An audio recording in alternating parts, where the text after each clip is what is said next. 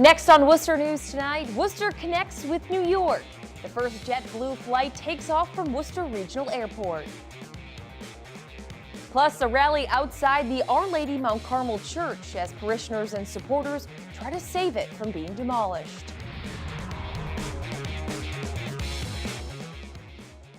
Good evening and thank you for joining us. I'm Anna Botari. After the death of Yarmouth police officer Sean Gannon, the daughter of a Millbury police officer knew she had to do something. She decided to raise money for families of fallen officers through selling bracelets.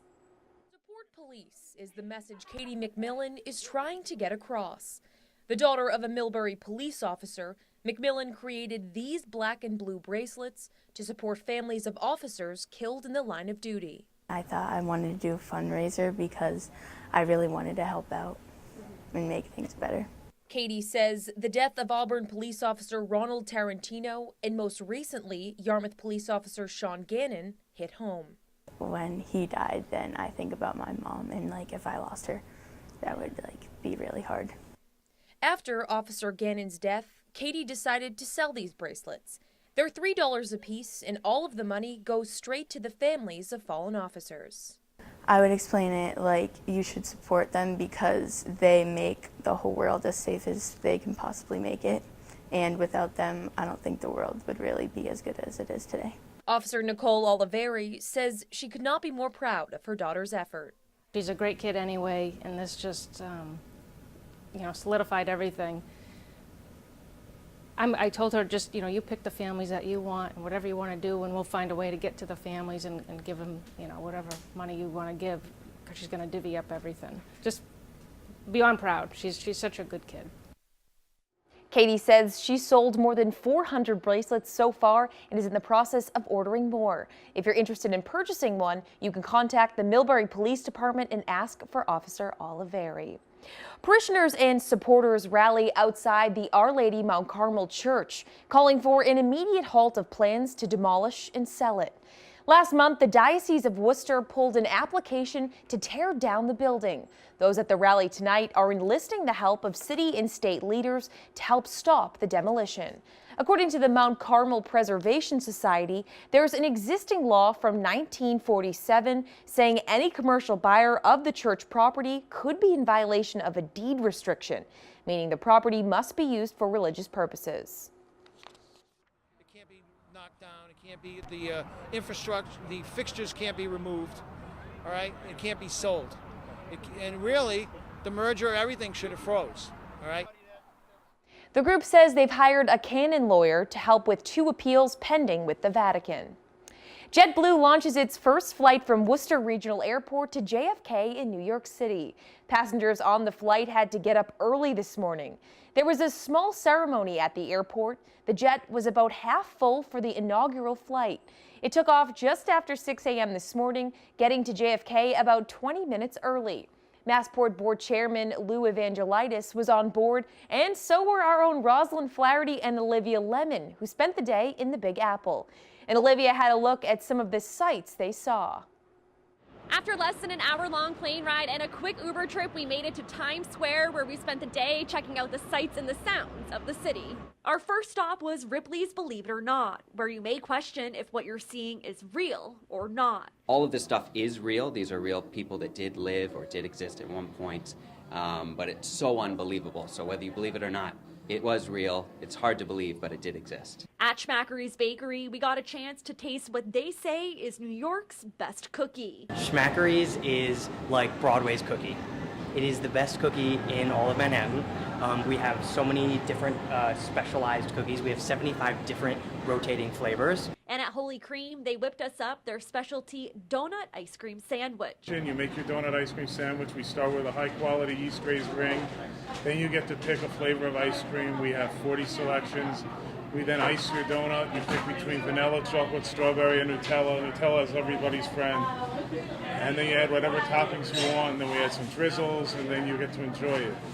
And that's just a quick look at some of the things you can do with 12 hours in the city. But for now, we got to catch a flight back to Worcester.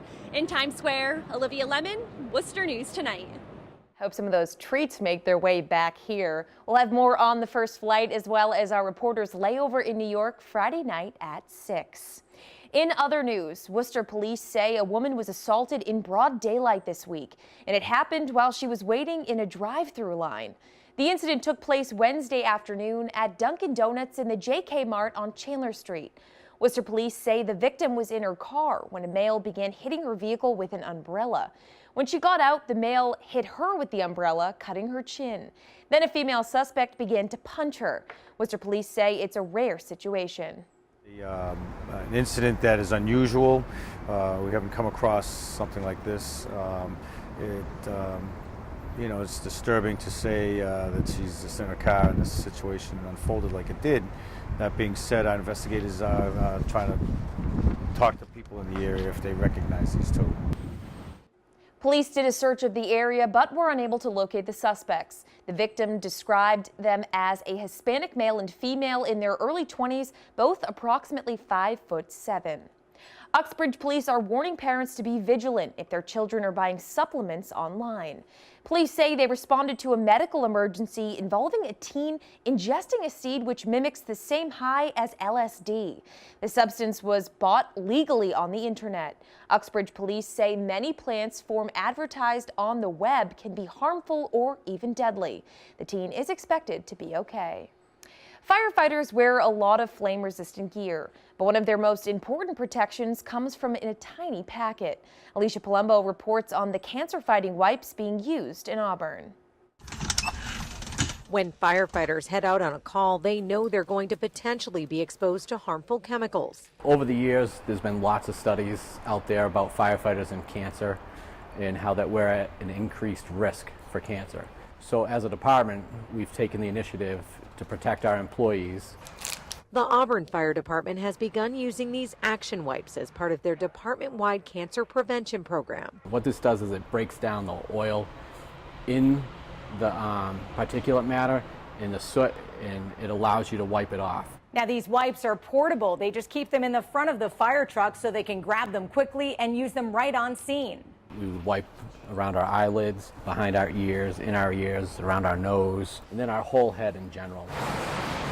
Deputy Fire Chief Glenn Johnson says recruits are now even being trained to use these as part of the academy, so it becomes second nature. It's important to get it right away because as your skin temperature rises by 5 degrees, your absorption rate increases by 400%.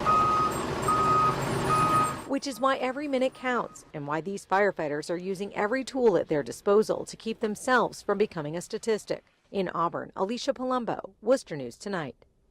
Hundreds of women take part in this year's Worcester Women Leadership Conference, geared towards professional development. It aims to help women become leaders in their respective career fields. Our Cam Jandro has the story. Too many of us are still, pushing away those opportunities as leaders.